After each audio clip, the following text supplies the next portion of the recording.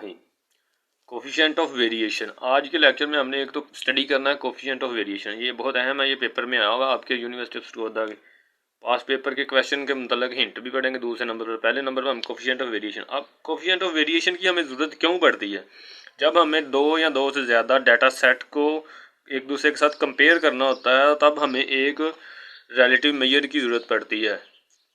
इस जब दो या दो से ज़्यादा डाटा सेट को हमने आपस में कंपेयर करना हो तो तब हमें एक रिलेटिव मेजर डिस्पर्शन की ज़रूरत पड़ती है। और इस मकसद के लिए कार्ल पियर्सन ने एक रिलेटिव मेजर हमें इंट्रोड्यूस कराया जिसको कोफिशिएंट ऑफ वेरिएशन कहते हैं। इसका फार्मूला क्या है? ये होता है, इसको C.V से रिप्रेजेंट करते हैं कि C से कोफिशिएंट, V से coefficient of variation is equal to होता है ये, अगर हम सैंपल के लिए कर रहे हैं तो स्टैंडर्ड डेविएशन सैंपल की ओवर मीन मल्टीप्लाइड बाय 100। अब इसकी डेफिनेशन क्या हो गई? The coefficient of variation abbreviation C.V, इसको C.V से हम एब्रीविएट करते हैं और which express the standard deviation. क्या करता है? स्टैंडर्ड डेविएशन को एक्सप्रेस कर रहा है एज अ परसेंटेज। ये परसेंटेज 100 के साथ हम मल्टीप्लाई करें, इसकी वैल्यू हमारी हमेशा परसेंटेज में आएगी ओवर मीन, अर्थमेटिक मीन जो हम लेते हैं x bar, S over standard deviation over mean multiplied by 100, यानी कि परसेंटेज में हम रिप्रेजेंट कर रहे हैं कोफिशिएंट ऑफ वेरिएशन को। ये हमारे लिए होगा सैंपल के लिए, किसके लिए होगा? सैंपल के लिए। अगर हम ये पॉपुलेशन के लिए फाइंड करना हो तो उसके लिए फार्मूला क्या होगा? ज़ाहिर बात हम सिग्मा से रिप्रेजेंट करते हैं स्टैंडर्ड डेविएशन को पॉपुलेशन में, और मीन को म्यू के साथ रिप्रेजेंट करते हैं मल्टीप्लाइड बाई 100।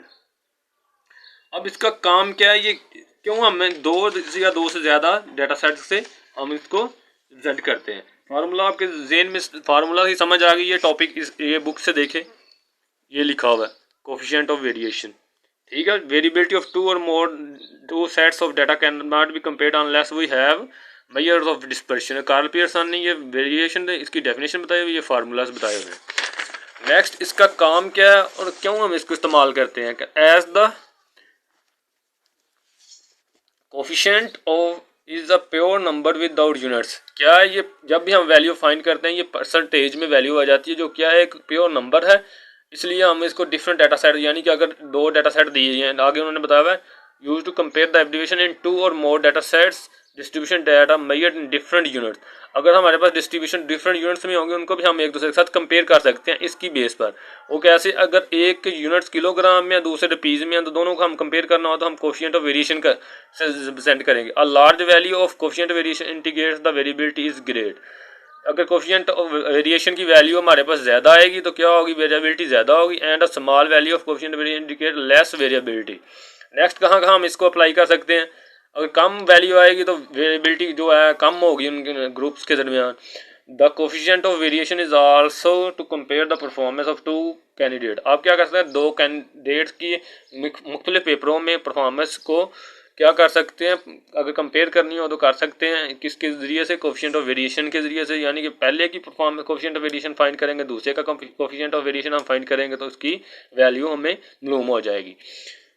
क्लियर हो गया? अब इसकी एग्जांपल दी हुई है। अगर उन्होंने बताया हुआ कि अगर ये इस तरह के वैल्यू हो तब भी हम कर सकते हैं। यूजी कोफिशिएंट ये है 4.9। इसमें क्या? Price in rupees, life in hours, यानी कि डिफरेंट यूनिट्स में हमें दिया हुआ। दो सेट हैं, डिफरेंट उनके यूनिट्स हैं, एक रुपीज़ में एक आवर्स में। तो क्या हुआ? रुपीज़ वाले की अलहदा हमने वैल्यू फाइंड कर ली और लाइव आवर्स वाले की अलहदा, क्योंकि इसमें हमें स्टैंडर्ड डेविएशन फाइंड करनी है और मीन फाइंड करना। स्टैंडर्ड डेविएशन फाइंड करने का फार्मूला हमें आता है और वेरिएंस का भी फार्मूला में आता है, जो हमने स्टैंडर्ड डेविएशन कैसे फाइंड करनी है और मीन कैसे फाइंड करना। समीशन x ओवर n कर दिया तो ये इसकी वैल्यू आ जाएगी, ये हमारे पास मीन आ जाएगा। अगर इसको summation x square over n, ये दूसरा फार्मूला लगा देंगे, स्टैंडर्ड डेविएशन आ जाएगी summation x square over n summation x over n whole का स्क्वायर। स्टैंडर्ड डेविएशन का फार्मूला लगा, इसका अलहदा हमने कोफिशिएंट वेरिएशन का लिस्ट क्या किया? स्टैंडर्ड डेविएशन को डिवाइड कर दिया मीन के ऊपर और मल्टीप्लाइड कर दिया 100, ये परसेंटेज में आ गया। नेक्स्ट, इसमें भी हमने क्या किया? इसको अलहदा, इस सेट के अलहदा कैलकुलेट की जो हमारे आवर्स में है, यानी कि डिफरेंट डाटा सेट्स हों जिनके यूनिट्स अलहदा हों, उनको हम कंपेयर करने के लिए कोफिशिएंट ऑफ वेरिएशन इस्तेमाल करते हैं। एक एग्जांपल ये होगी, ये आप कर लेंगे, लिखी हुई है आपकी बुक में, जिससे आप सर्च कर सकते हैं। नेक्स्ट है, अगर हमारे पास दो प्लेयर्स हों स्कोर कर रहे हैं, उनकी अगर परफॉर्मेंस हमने देखनी हो 2 टीम्स की भी कर सकते हैं आप, तो तब भी हम इसको एक दूसरे के साथ अलग-अलग हर एक की, अगर ग्रुप्ड है तो फार्मूला हमारे पास है, वो हम लगाते जाएंगे। कैसे हम निकालते हैं ये फार्मूला, मीन का summation F I over X I N नीचे होता है समीशन एफ, ये फार्मूला लगाया। ये पीछे मैंने आपको बताया कैसे कैसे हमने फाइंड करना है।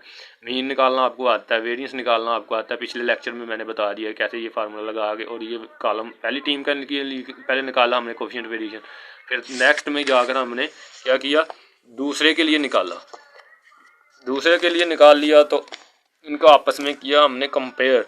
जब कंपेयर किया तो कोफिशिएंट हमने देखा कि इसमें इतनी ज़्यादा इसकी कोफिशिएंट वेरिएशन कम है, तो इसमें क्या कंसिस्टेंसी है, जिसमें ज़्यादा तो इसमें वेरिएबिलिटी ज़्यादा है, इसलिए B team smaller than that of team कम है, hence B is more consistent than team A. ये हमने कोफिशिएंट वेरिएशन 2 टीमों को आपस में कंपेयर कर लिया। अब हम चलते हैं पेपर की जानब।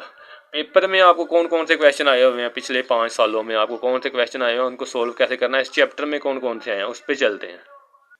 अगर पेपर की बात करें तो मैंने ये क्वेश्चन निकाले हुए हैं आपके जो इस चैप्टर में आए हुए हैं। एक तो हमें क्वेश्चन आया हुआ, क्वेश्चन नंबर 5 2014 में आया था, ये आपके पास पेपर में दिया हुआ है। आपने रेंज कैलकुलेट करनी है, स्टैंडर्ड डेविएशन फाइंड करनी है और वेरिएंस फाइंड करना है।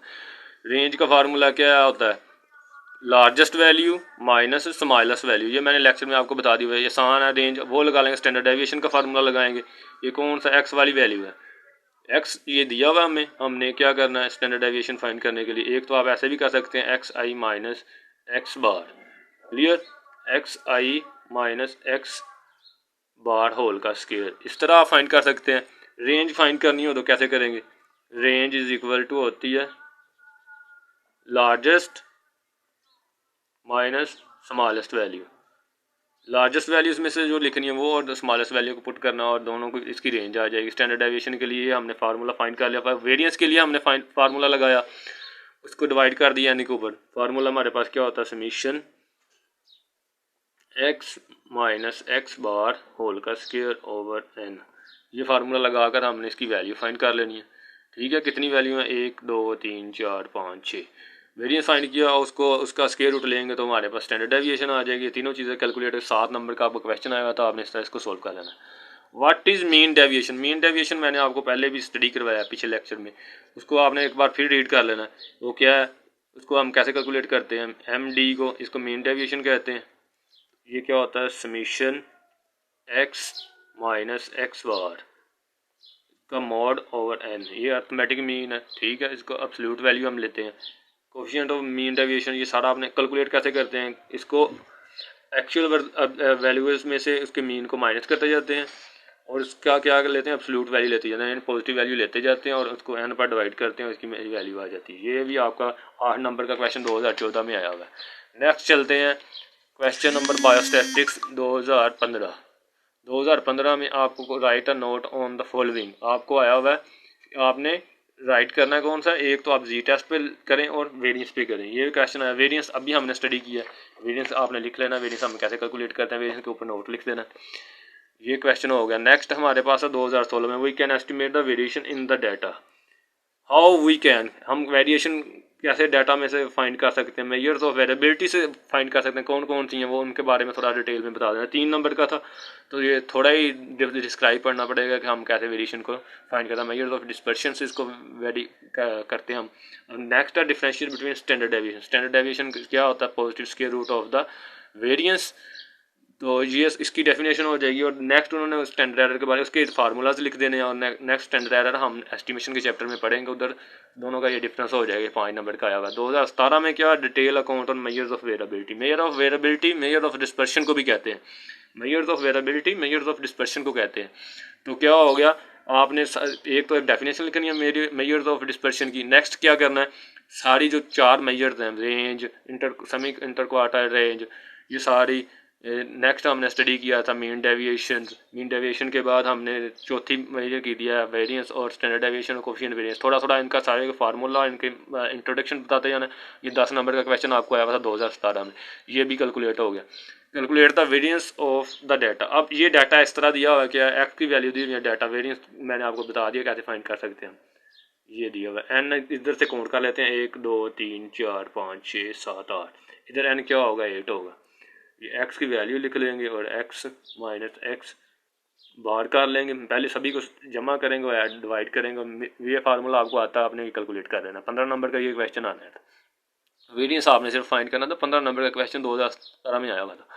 नेक्स्ट 2019 में कौन सा पेपर आया हुआ था आपको? एक तो क्वेश्चन आया हुआ था इसी चैप्टर में, दो क्वेश्चन आए हुए थे। एक तो क्वार्टर डेविएशन जो इंटर क्वार्टर रेंज है, सेमी इंटर क्वार्टर रेंज, वो वाला मैंने आपको करवा दिया पिछले लेक्चर में, ये वही है, इसको कर लेना आपने। फार्मूला मैंने बताया हुआ, वो कर लें। कैसे करते हैं? क्वार्टर डेविएशन फाइंड करनी है। एक तो क्या होता है Q3 माइनस Q1 ओवर 2।